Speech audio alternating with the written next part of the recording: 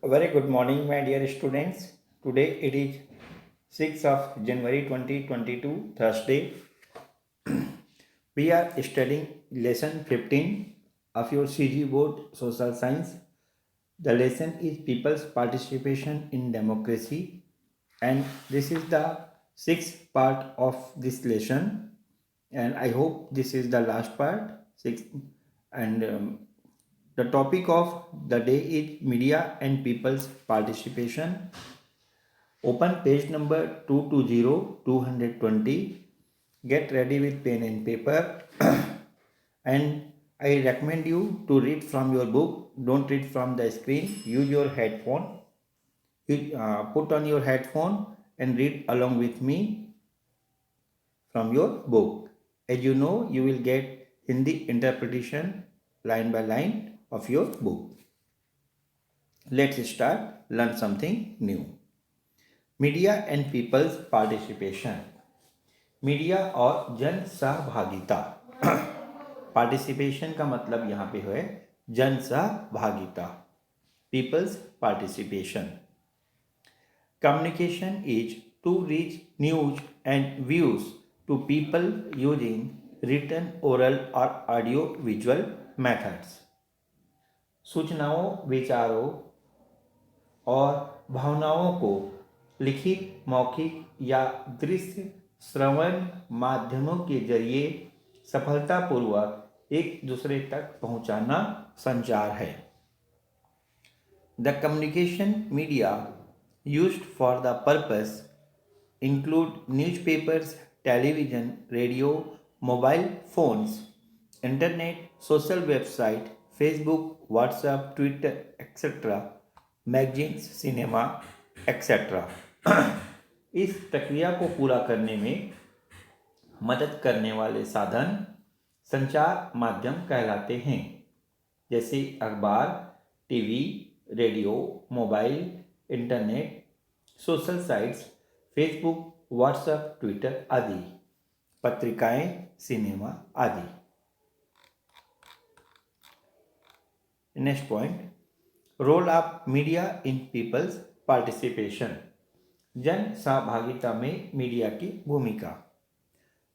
Communication media have always contributed to raising people's participation in government.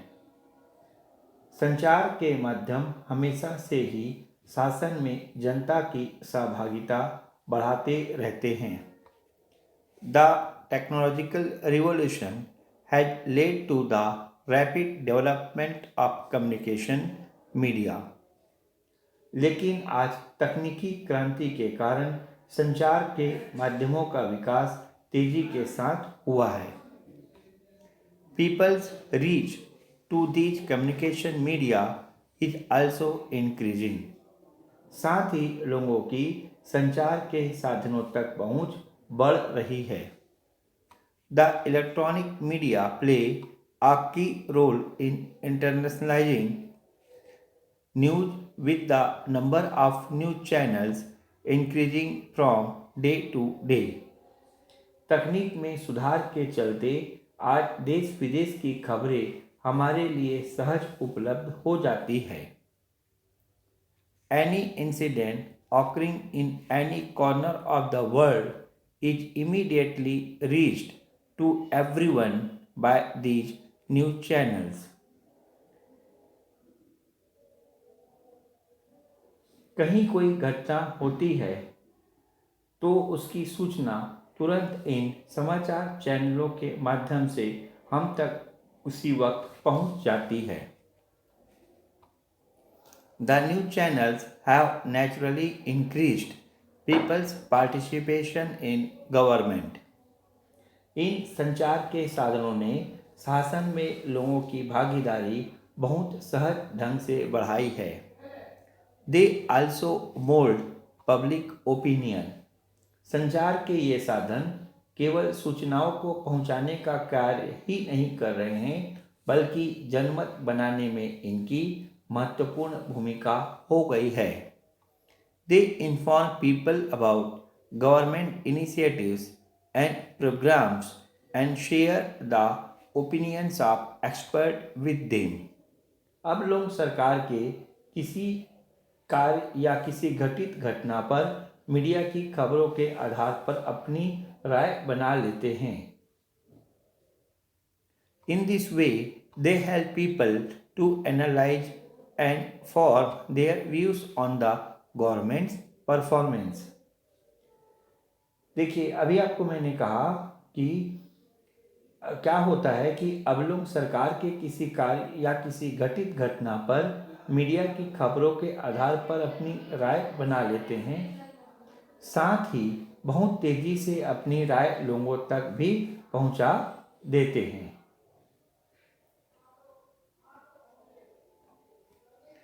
There have been there have been many happenings in recent times where communication media have played a key role in shaping public opinion.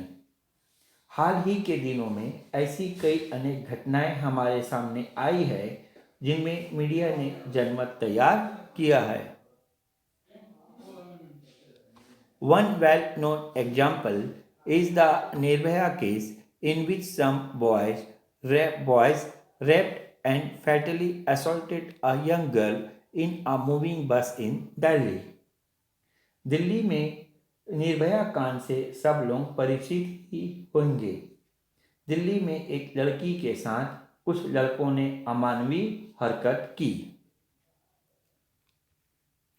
News of this incident spread like wildfire through the communication channels and it was widely discussed. Media के माध्यम से लोगों तक यह बात पहुंची तो लोगों ने अपनी राय एक दूसरे से साझा करना प्रारंभ कर दिया.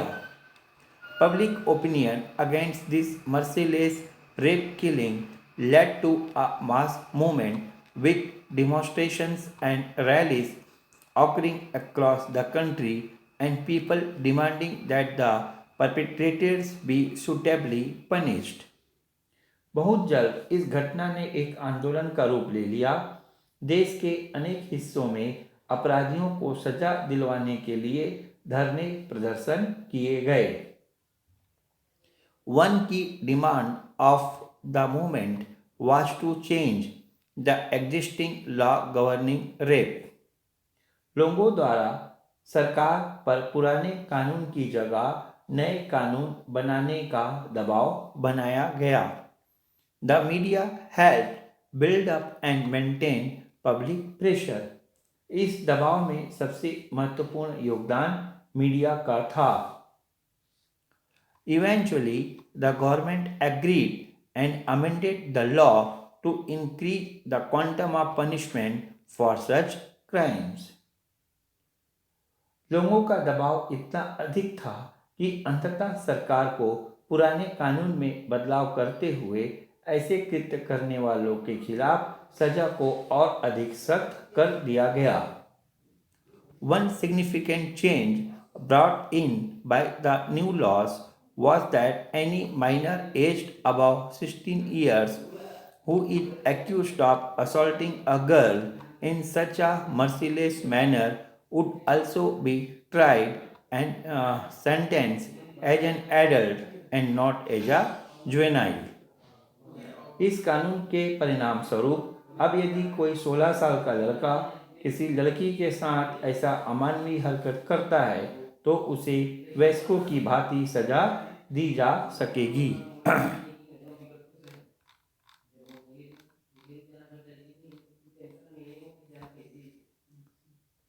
In a similar way, the impact of the media can be seen in the people's movement that sought the passing of the Lokpal Bill in 2011.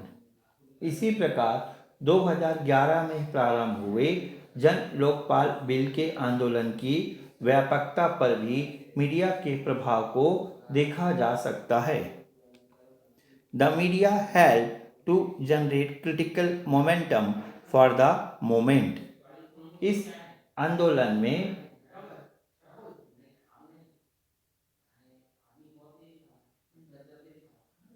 देखिए The widespread exchange of views via the media helped consolidate public opinion with the agitators also using the media effectively to influence the content of the proposed bill. क्या हुआ? जैसे आपको मैंने कहा कि सन 2011 में प्रारंभ हुए जन लोकपाल बिल के आंदोलन की व्यापकता पर भी मीडिया के प्रभाव को देखा जा सकता है। इस आंदोलन में आंदोलनकारियों ने जन लोकपाल बिल बनाने के लिए मीडिया का बेहतर ढंग से उपयोग किया था। मीडिया के माध्यम से ये लोग अपनी बात लोगों तक आसान और प्रभावी ढंग से पहुंचा पाए और इसी कारण लोगों का बड़ी संख्या में आंदोलन को सहयोग प्राप्त हो सका। The media has thus responded to people's needs and provided with them with new opportunities and alternatives to participate in government, thereby increasing people's participation in the government.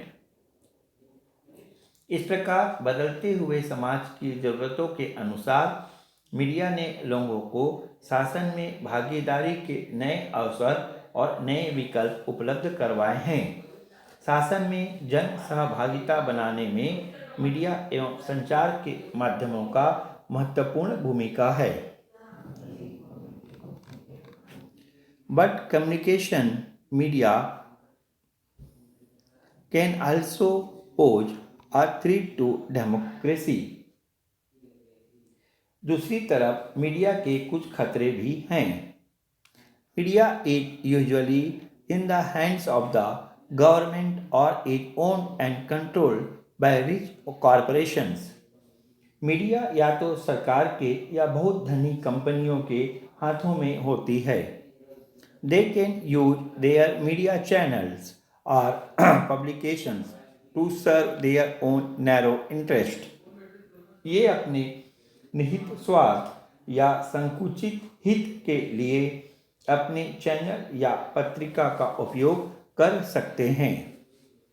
Also, people working in media usually belong to the urban middle class, so they are unfamiliar with the problems of the poor and people living in rural areas.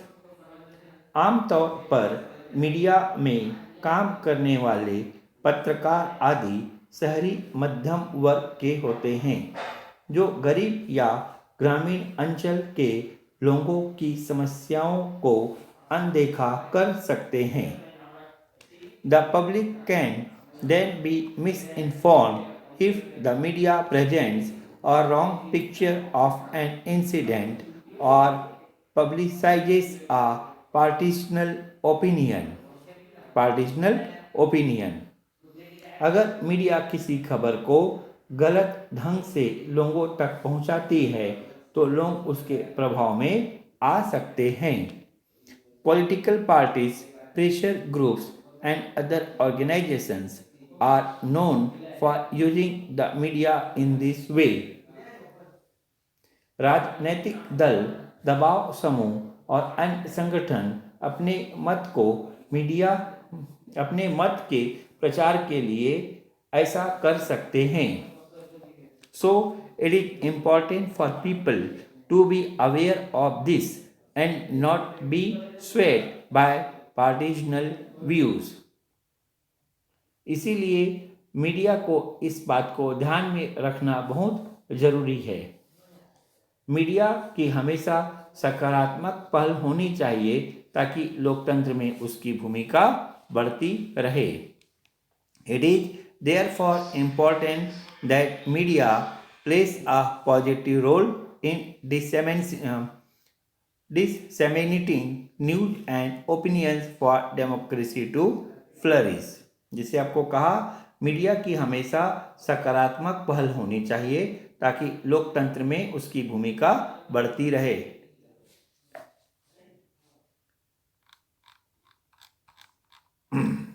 Now there is a question. Make a list of all instances in your local area in which the media has been responsible for getting the government to listen to the demands of the people. आपके क्षेत्र में घटित ऐसी घटनाओं की सूची तैयार कीजिए इसमें मीडिया की वजह से लोगों ने सरकार से कोई मांग की हो. Is media more beneficial than it is harmful? What do you think? Media के फायदे अधिक है या नुकसान अधिक हैं?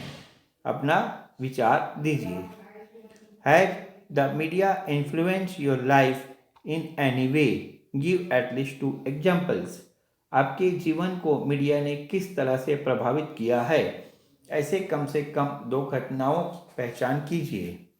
In what way did the media influence your life and why do you feel the media is responsible for this influence? ऐसे प्रभाव जो मीडिया की वजह से आपके जीवन में आए हो वे क्या हैं? आप उनके लिए मीडिया को क्यों जिम्मेदार मानते हैं? Now conclusion. We learned about people's participation in democracy in this chapter. इस अध्याय में हमने लोकतंत्र में जन सहभागिता के बारे में जाना. We saw that people's participation is essential for the success of democracy. हमने देखा कि जन सहभागिता लोकतंत्र की सफलता के लिए जरूरी है. In the case of India, we saw that our constitution provides many avenues for people's participation. Bharat के संदर्भ में हमने यह भी देखा कि जन सहभागिता के बहुत से तरीके संविधान में ही दे दिए गए हैं. But there are also ways outside the framework of the constitution, many of them informal, for people to participate in government. लेकिन संविधान के बाहर भी ऐसे बहुत से साधन हैं जिनसे लोग शासन में अप्रत्यक्ष ढंग से सहभागिता करते हैं. Pressure groups and media are 2 examples. दबाव समूह और मीडिया ऐसे ही साधनों में से महत्वपूर्ण साधन हैं. It is important for governments in democratic countries to provide new opportunities for people's participation in government to strengthen democracy. किसी लोकतांत्रिक देश के लिए यह आवश्यक है कि सरकार में लोगों की सहभागिता के नए अवसर बनते रहे ताकि लोकतंत्र और अधिक मजबूत होता रहे. So my dear students, this is the end of this lesson. Go ahead and complete the exercise and we will continue your study. In the next video lesson we will start a new lesson and the next lesson according to your syllabus and it will be the last lesson of your as per your syllabus, lesson 16, democracy and social movements. From tomorrow we will start and you will get the question answers of all the questions in the PDF form. So I say goodbye to you.